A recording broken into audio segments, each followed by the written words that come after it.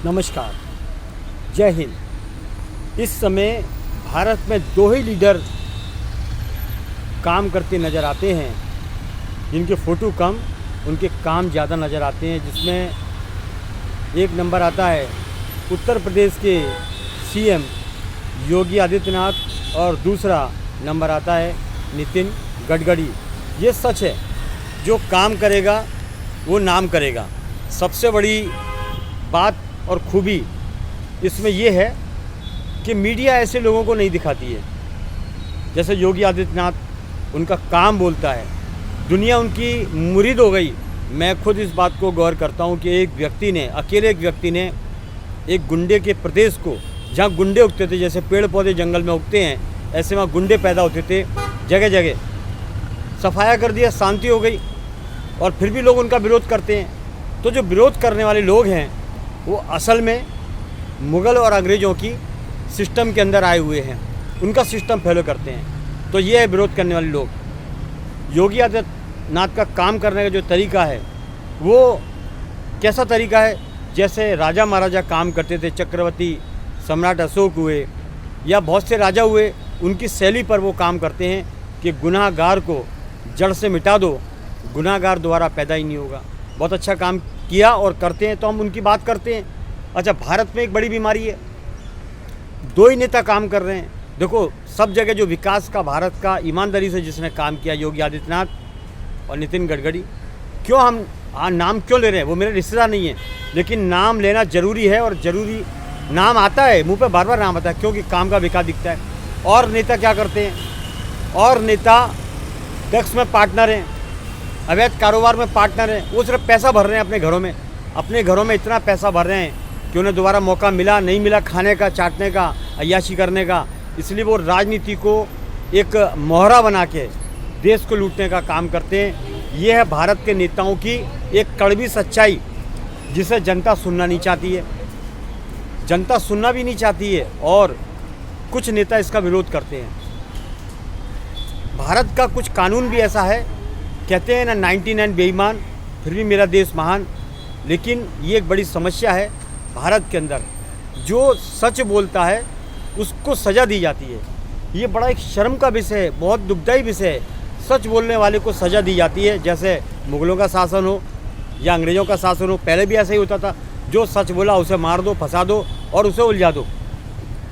तो ये जो सिस्टम चालू है भारत को बिगाड़ने में, इसमें नेता शामिल है। मैं ये नहीं कहता कि सभी नेता शामिल हैं।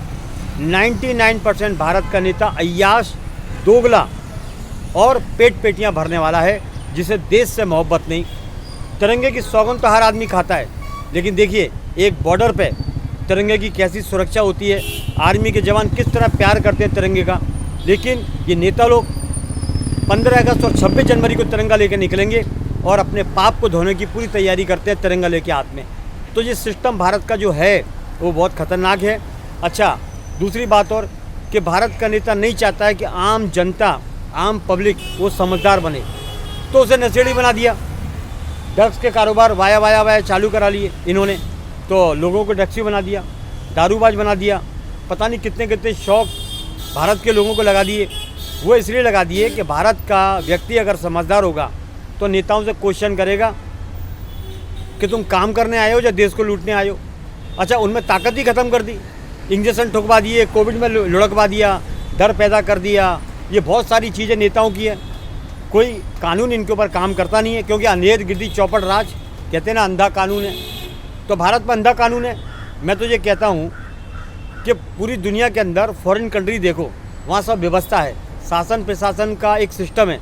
लेकिन यहाँ पर शासन प्रशासन ही अपने कर्तव्य का सौदा कर रहा है। कोई 100 रुपये में, कोई 100-500 रुपये में, कोई 10,000 में, कोई 2 करोड़ में, कोई 5 करोड़ में लोगों को झूठा फंसा रहे हैं। तो झूठा फंसा रहे हैं, ये मतलब क्या? यहाँ कोई सिस्टम है ही नहीं। तो मेरी विनती है माननीय सर्वोच्च न्यायालय जी, अब नेताओं को भी ऐसी सज़ा दी जाए, चौराहे पे खड़ा करके उनको फांसी पे लटका दिया जाए, जो ऐसे करप्शन के अंदर मगन है, मदहोश है। अब सवाल ये होता है कि एजेंसी जांच कैसे करेगी, नेता के ऊपर जांच कैसे करेगी? नेता का दबाव आएगा तो एजेंसियाँ भी चुपचाप बैठ जाती हैं। अच्छा, इसमें सब मिली भगत होती है, तू भी खा और मैं भी खाता हूँ, तू भी खा मैं भी खाता हूँ, इस पद्धति से देश पूरा बर्बाद हो जाएगा। इसलिए मेरा निवेदन है राष्ट्रपति महोदय से और देश की सर्वोच्च न्यायालय से मेरा निवेदन है कि भारत में एक ऐसा कानून बनाया जाए, फिर वो चाहे नेता हो, सरकारी डिपार्टमेंट हो, आम आदमी हो, कानून एक ही रहेगा। गलत किया है तो चौराहे पे खड़ा करके फांसी दे दो। अगर ऐसा नहीं हुआ तो भारत के संविधान में जितनी भी बातें लिखी हुई है वो सब लिखी रहेंगी, उस पर अमल तो कोई करता नहीं है। 1947 के बाद से आज भी किसी नेता ने भारत की स्थिति को देख के अमल नहीं किया, सिर्फ लूटने का काम किया। मुगलों ने लूटा, अंग्रेज़ों ने लूटा, अब ये नेता लूट रहे हैं, अय्याशी करने आते हैं जैसे देश इनके बाप का हो। अच्छा, ऐसा लगता है जैसे भूखे नंगे हों। ये नेता फुटपाथ से उठ के आते हैं, गली मोहल्ले के चोर उचक्के, ये चैन खींचने वाले, जितने भी ज़्यादातर नेता जो हैं वो एक प्रकार के छोटे मोटे डकैत हैं, गुंडे बोलते हैं, टपोरी, वो बनते हैं नेता। तो ऐसे नेताओं की कार्यशैली कैसी होगी? वो लूटेगा भारत को आगे। तो बड़ा समझ का विषय है कि भारत को ऐसे लुटेरे नेताओं से मुक्त कराया जाए हर हाल के अंदर। भारत योद्धाओं का देश था, यार योद्धाओं को क्या मिलता है? या तो माला मिलती है मरने के बाद, या गोली या गालियाँ मिलती हैं। कैसा भारत है ये? भारत छत्रपति शिवाजी का था, ये भारत महाराणा प्रताप का था, ये भारत अहिल्याबाई का था, ये भारत महालक्ष्मी का था, ये भारत पृथ्वीराज चौहान का था। आज कौन पैदा हो रहे हैं? इन नेताओं ने नाम खराब कर दिया। नेताओं की भीड़, हर चौराहे पे नेताओं के पोस्टर और ऐसे नेताओं के ऑफिस जो वसूली करते हैं। गुंडे हैं साले एक नंबर के, दगाबाज हैं, वो सब उगाई इकट्ठी करते हैं, अक्सर नशे में पड़े रहते हैं। 99% नेता भारत का नशे में पड़ा रहता है। जनता के टैक्स का पैसा किस तरह दुरुपयोग किया जाता है वो माननीय सर्वोच्च न्यायालय जी हम आपको बता रहे हैं। इस पर जांच का विषय और गंभीर जांच का विषय, नहीं तो एक बार राष्ट्रपति शासन लगा दीजिए और नेताओं की जांच करिए। सबसे खतरनाक बात तो और भी है माननीय कि सरकारी संपत्तियों को नुकसान पहुंचाने में नेताओं का हाथ है। वहाँ से अच्छी अच्छी चीज़ें उखाड़ के ले जाते हैं, जैसे मुग़ल ले गए, अंग्रेज़ अपने गाँव में ले गए, और अब ये नेता क्या करते हैं, जो बची कुची संपत्ति है उनकी अच्छी अच्छी चीज़ें तोड़ तोड़ के वो अपने घर ले जाते हैं। ऐसे बहुत सारे यहाँ सिस्टम हैं, नेता अपने घर ले जाते हैं। क्यों? कि शासन प्रशासन उनकी मुट्ठी में है।